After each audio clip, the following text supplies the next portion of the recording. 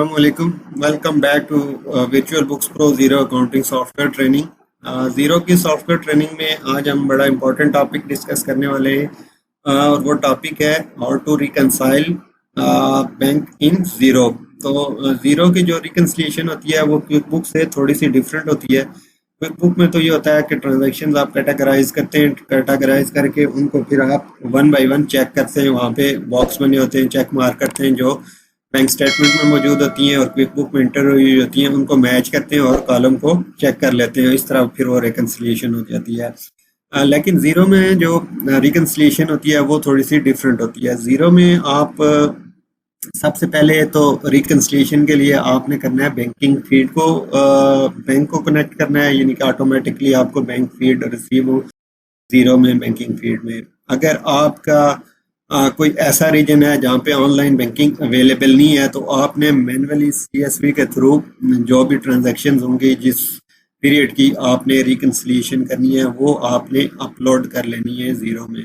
तो सीएसवी के थ्रू कैसे ट्रांजैक्शंस अपलोड करते हैं ये हम आने वाली नेक्स्ट वीडियोस में डिस्कस करेंगे।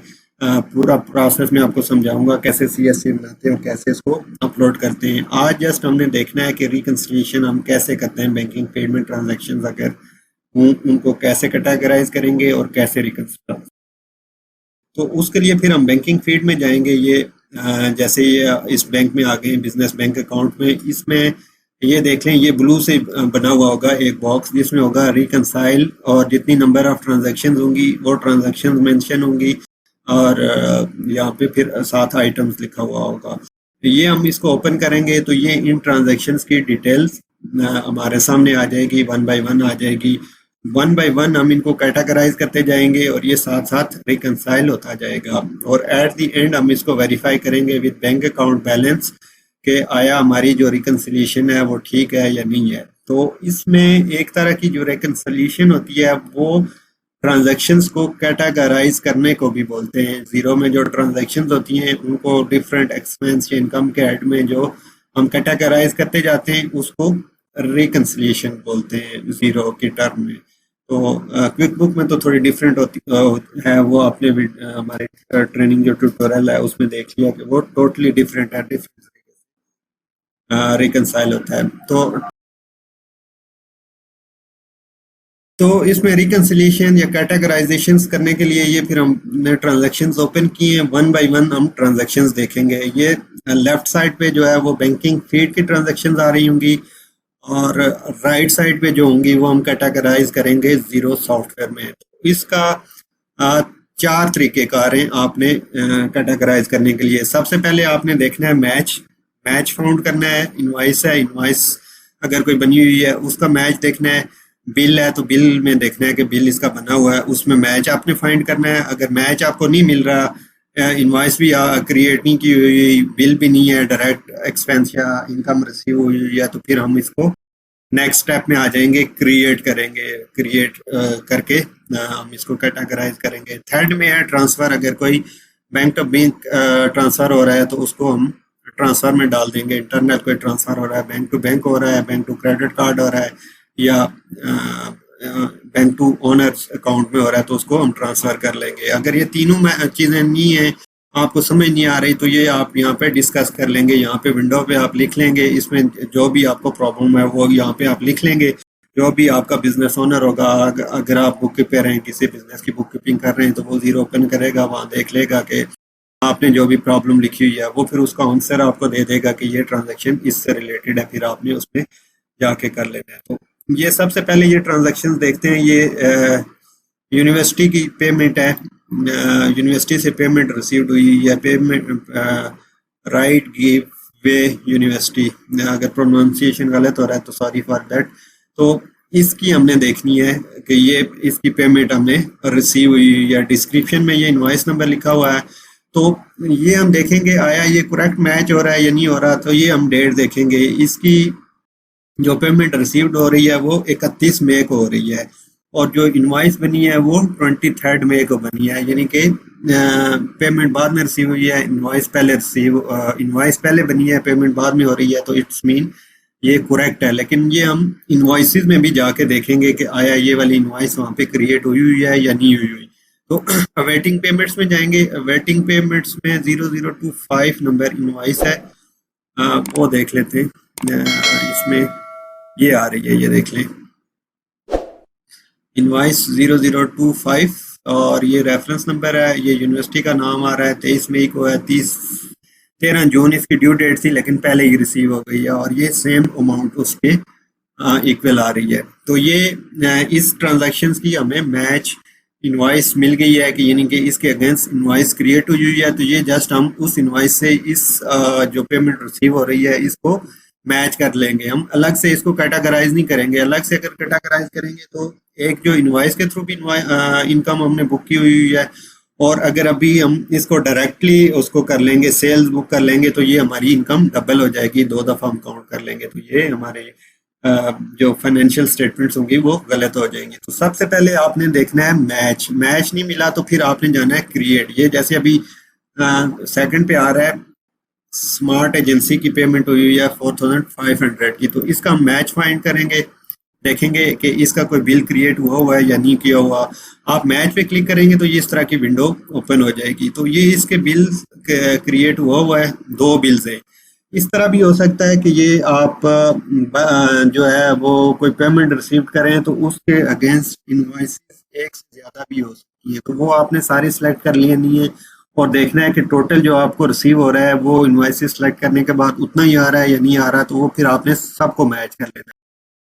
तो ये जो स्मार्ट एजेंसी का 4500 का पेमेंट हुई है 3 जून को, इससे अगेंस्ट दो बिल इशू हुए हुए हैं, दो ट्रांजैक्शन के, एक 2000 का, एक 2500 का, और उसको पेमेंट दोनों की इकट्ठी की गई है। तो ये हम दोनों सिलेक्ट कर लेंगे। इसको सिलेक्ट करने के बाद ये फिर यहाँ पे ये टोटल दोनों मैच हो जाएंगे, बैंक अकाउंट का भी और जीरो का भी। तो ये रेकनसाइल पे करेंगे तो ये ट्रांजैक्शन भी जो है वो उसमें चली जाएगी आपकी कैटेगराइजेशन वाले ट्रांजैक्शन में, ये भी मैच हो जाएगी। फिर ये 100 की ये पेमेंट रिसीव्ड हुई है, इसको भी हम फाइंड मैच करेंगे। ये जो पेई नेम है, सिटी, इसके नाम से यहाँ से सर्च करेंगे, और ये देख लें इसकी भी इनवाइसेस वो हुई है। तो इसकी ये टोटल पेमेंट नहीं है, यानी कि इनवाइसेस ज़्यादा अमाउंट की है और जो पेमेंट रिसीव्ड हो रही है वो कम हो रही है। तो ये हम सबसे पहले इनवाइस सेलेक्ट करेंगे। जब सेलेक्ट करेंगे तो ये सेंटर में आ जाएगा स्प्लिट का ऑप्शन, क्योंकि जो पेमेंट रिसीव हो रही है वो कम है और इनवाइस ज़्यादा अमाउंट की है। तो इसको हम जो अमाउंट रिसीव हो रही है उसको हम रिसीव कर लेंगे और बाकी को हम बैलेंस में डाल देंगे। तो स्प्लिट करेंगे तो 100 के जब आ जाएगी पेमेंट और रिमेनिंग अमाउंट 150 जो है वो आउटस्टैंडिंग रह जाएगी। तो इसको स्प्लिट कर लेंगे हम, ओके कर लेंगे। तो 100 की जो पेमेंट है वो रिसीव हो गई और 150 की वो बैलेंस में ही पड़ी हुई है। फिर इसी तरह ये बिल है ट्रॉक्सटन प्रॉपर्टी मैनेजमेंट, ठीक है। ये बिल मैच हुआ है, ये 1181.25 का है। तो ये हम बिल्स में देखेंगे कि ये करेक्टली मैच हुआ है या नहीं हुआ। बिल टू पे में जाएंगे,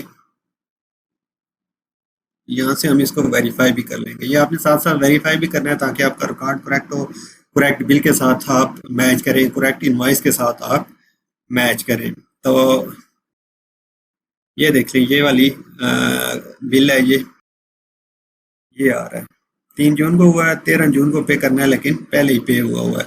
तो इसको हम ओके कर लेंगे, ये करेक्ट है, ठीक है। अब एक में ट्रांजैक्शंस यहाँ पे आपको क्रिएट करके बताता हूँ। ये वाला जैसे ये सिक्योरिटी वाली है, तो कि अगर मैच नहीं फाइंड हो रहा क्रिएट कैसे करेंगे। तो मैच सपोज इसका हमें नहीं फाइंड हुआ, ये जो 59.55 की ट्रांजैक्शन है सॉन्स्टेंट सिक्योरिटी में भी इसका भी बिल हो, लेकिन मैं आपको जस्ट फॉर ट्रेनिंग पर्पज ये बताता हूँ कि अगर बिल या इनवॉइस हमें ना मिले तो हम कैसे क्रिएट करेंगे। तो ये मैच के साथ वाले बटन पे जाएंगे, क्रिएट पे क्लिक करेंगे तो ये 3 आपके पास विंडोज आएंगी छोटी छोटी, इसमें जो आपने डिटेल्स करनी है। सबसे पहले है हु में आपने डालना है जो वेंडर है। वेंडर इसमें क्या है, ये सिक्योरिटी कंपनी जो है ये है। इसको हम कॉपी करके, कॉपी नहीं हुआ, कॉपी करेंगे और यहाँ पे पेस्ट कर देंगे। ये अगर ऑलरेडी इसमें ऐड हुआ हुआ तो ये वो हो जाएगा, वरना आपको कहेगा कि ऐड न्यू कॉन्टैक्ट। तो ये हु क्विक बुक में होता है पेई, और यहाँ पे जीरो में होगा हु आपने वेंडर या जो भी सप्लायर या कस्टमर होगा उसका नेम यहाँ पे डाल देना है। व्हाट का मतलब है किस अकाउंट में आपने डालना है, इसमें चार्ट ऑफ अकाउंट के एक्सपेंस का या इनकम का कौन सा अकाउंट इस वेंडर के लिए आपने सेलेक्ट कर लेना है। तो ये सिक्योरिटी का है, तो सबसे पहले हम देखेंगे कि सिक्योरिटी का कोई बना हुआ है नहीं बना हुआ। तो वक्ती हम इसको ऑफिस एक्सपेंस में डाल देते हैं, लेकिन आपने हर बिजनेस के हिसाब से देखना है कि उनका कोई सिक्योरिटी का चार्ट ऑफ अकाउंट बना हुआ है या नहीं बना हुआ। तो वो या तो आपने क्रिएट कर लेना है अपने ओनर से डिस्कस करके, या जिस तरह भी आप उसको बेहतर समझे, लेकिन ये ऑफिस एक्सपेंस में भी इसको डाल सकते हैं।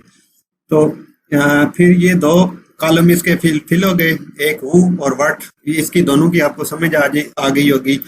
फिर वाई है, वाई का मतलब ये है कि ये आपने किस लिए पेमेंट्स की हुई है, जिस मकसद के लिए आपने की हुई है वो वहां पे आप लिख सकते हैं, या जस्ट आप इसको ही कॉपी पेस्ट कर लें, जो हु में है वही आप वाई में भी कॉपी पेस्ट कर लें, तो ये भी इनफ है। या फिर आप इसके साथ कोई एक्स्ट्रा ऐड कर लेते हैं कि पेमेंट फॉर जून सिक्योरिटी।